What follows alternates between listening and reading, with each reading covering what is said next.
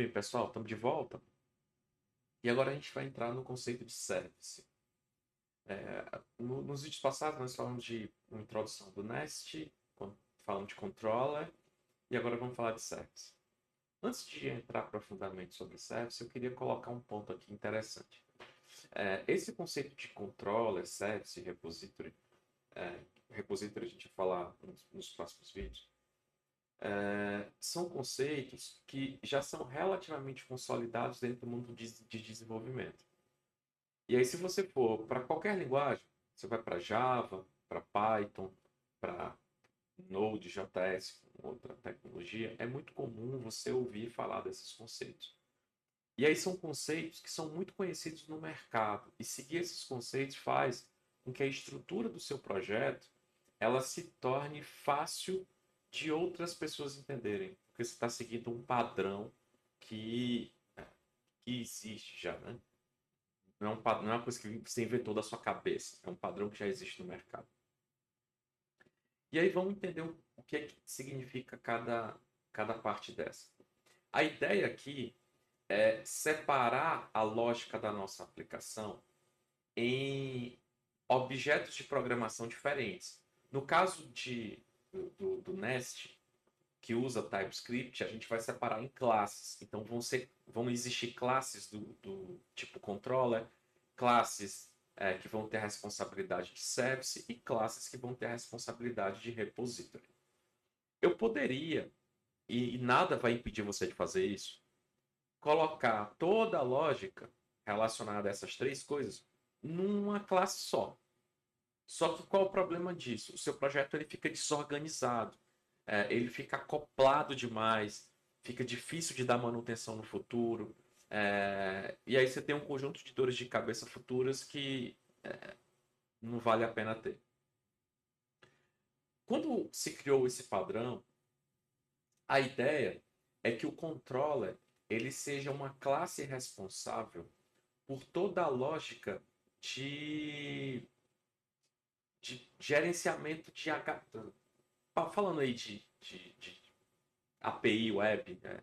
O controller ele vai ser responsável por receber uma requisição para a tua aplicação e vai traduzir essa requisição para a tua linguagem de programação. Vamos entender aqui. Se a gente estiver falando de API web, uma API web ela vai receber requisições do tipo HTTP. Então eu vou ter que de alguma forma traduzir uma requisição HTTP, que vai ser basicamente texto, em variáveis que vão ser úteis para o meu projeto de desenvolvimento, para a minha lógica, para o meu algoritmo. Então a ideia do controller é ter uma camada de software que vai receber esses dados do HTTP e vai traduzir eles para a tua aplicação. O service ele vai ter a tua lógica de negócio em si. E aí, por que separar essa responsabilidade entre service e controller? A ideia é que a lógica de negócio que está implementada aqui no seu service, ela não tenha nenhum tipo de referência, por exemplo, ao protocolo usado na camada do controller. Então, por exemplo, se aqui em cima no controller ele está recebendo os dados de HTTP e jogando essa informação para o service, ele vai mandar só valores usando variáveis simples.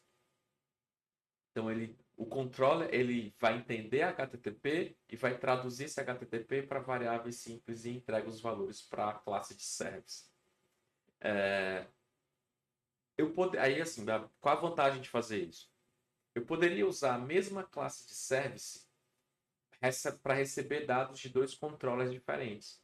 Eu posso ter, por exemplo, um controller HTTP, eu posso ter um controller que vai receber as requisições por meios de mensagem RabbitMQ, ou vai receber as requisições por mensagens Kafka, ou vai receber por algum outro tipo de protocolo ou tecnologia. Então eu troco a tecnologia aqui de cima sem precisar reescrever nada daqui para baixo. Então isso é muito importante, é muito interessante porque eu torno o meu sistema mais flexível. Do mesmo jeito eu tenho aqui em relação ao service e o repository. O repository, ele é responsável por armazenar os dados do teu sistema. Normalmente, esses dados são armazenados em bancos de dados relacionais, mas não se limita a eles. Eu posso ter um repository que armazena em arquivos simples, em arquivos de texto. Posso ter um repository que armazena informação em um banco de dados no SQL. E aí a ideia é que a minha camada de service, ela use uma implementação de repository que saiba aonde e como salvar o dado.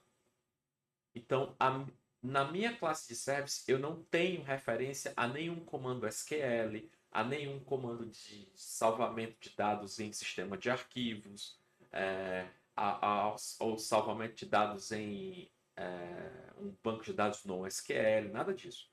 Ele vai simplesmente chamar uma função de programação que está no repository, e o próprio repository ele tem que ter internamente a lógica de como vai persistir esses dados. Então eu tenho aqui o meu projeto bem organizadinho, bem separadinho.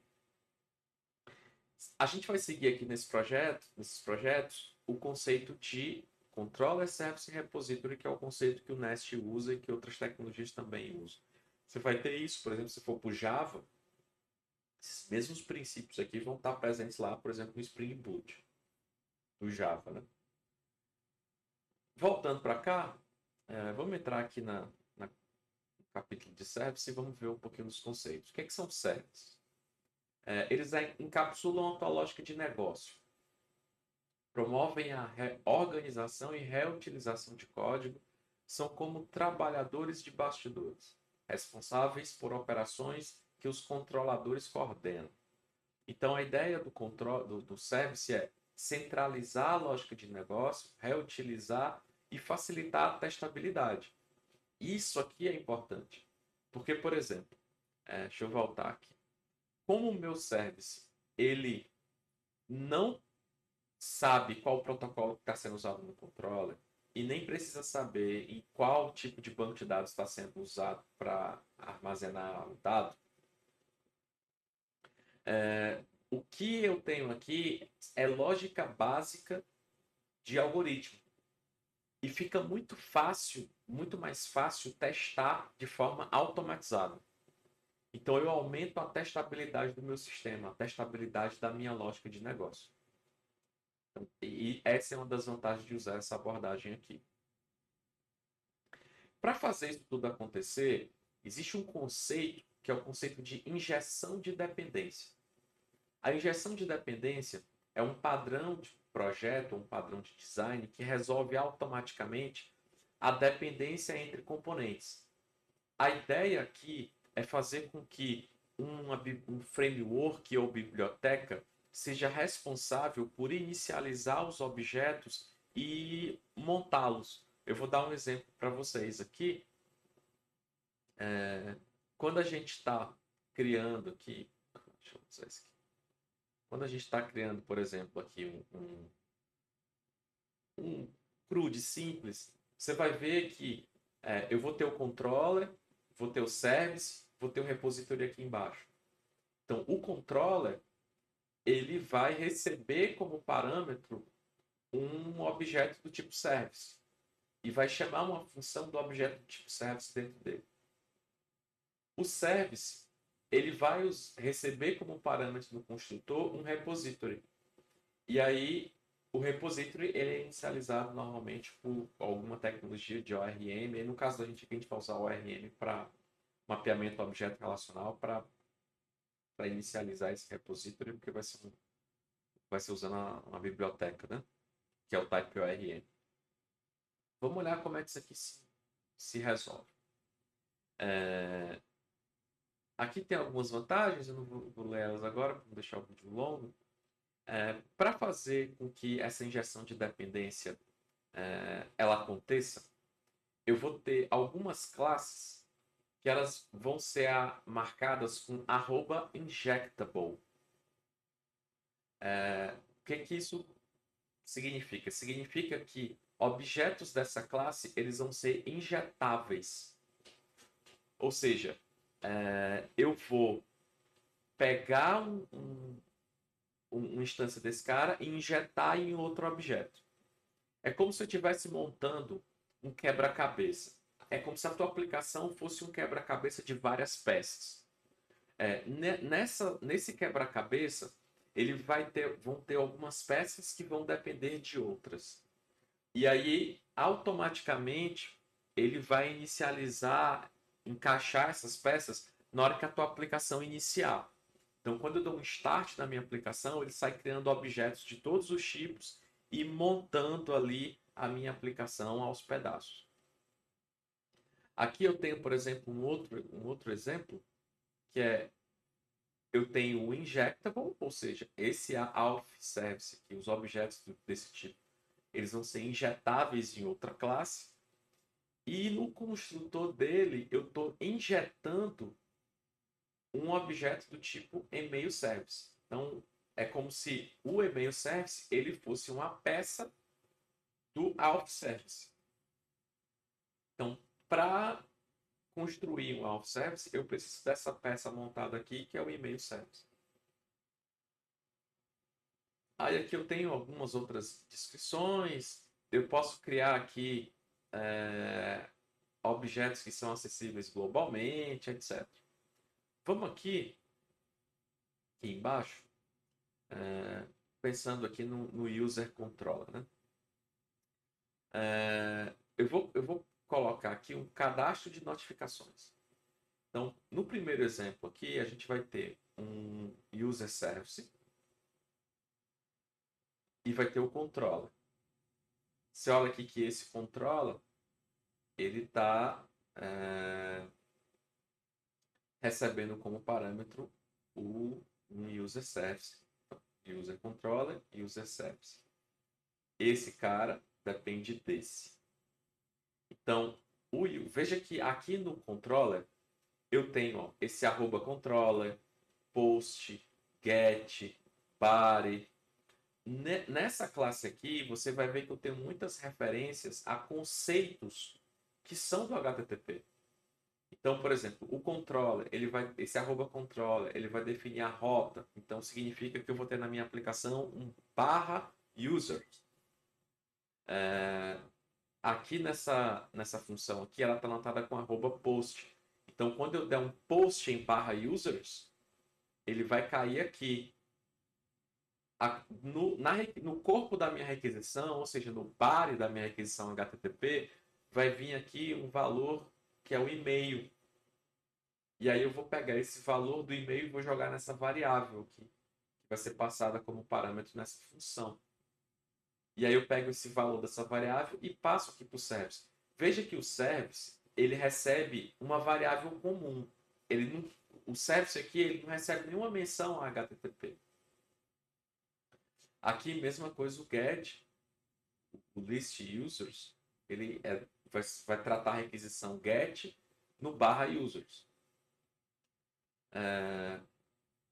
E aqui no product service, a gente colocou o seguinte, a gente criou um array, porque assim, eu não vou implementar ainda repository, nada disso, porque a ideia desse exemplo aqui não é ficar, como é que eu posso dizer?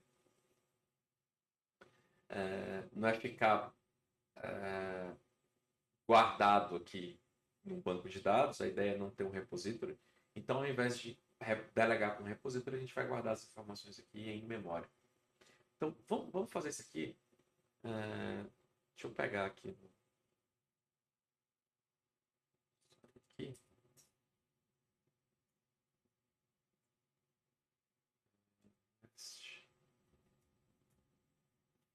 Nest new services. Tem.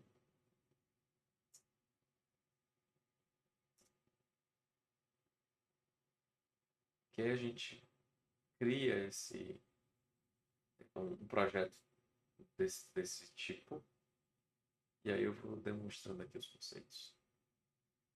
Deixa eu fechar isso aqui.